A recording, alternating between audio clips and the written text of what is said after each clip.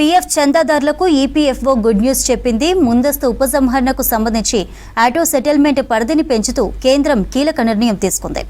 Auto settlement పరిధిని మరోసారి సవరించింది. ఇప్పటి వరకున్న ₹1,00,000 ఆటో సెటిల్మెంట్ పరిధిని 5 లక్షలకు పెంచింది. దీంతో 5 లక్షల వరకు క్లెయిమ్లు త్వరితగతిన సెటిల్ కాబోతున్నాయని తెలిపారు కేంద్ర కార్మిక శాఖ మంత్రి మన్సుఖ్ మాండవియా. దీనివల్ల లక్షల మందికి ఇది ప్రయోజనకరంగా ఉంటుందన్నారు.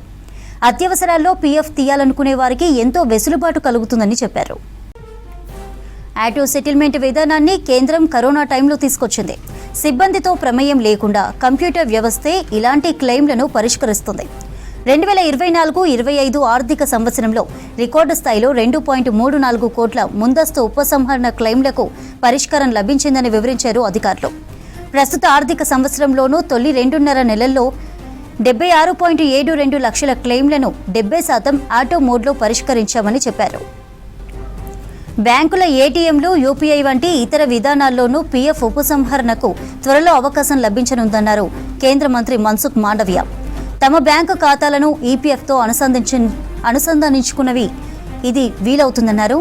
నిల్వలో కొంత భాగాన్ని కదపడానికి వీలు లేకుండా చేసి అధిక మొత్తాన్ని ఇలా విత్డ్రా చేసుకునేందుకు అందుబాటులో ఉంచాలని కార్మిక మంత్రిత్వ శాఖ యోచిస్తున్నట్లు తెలిపాయి.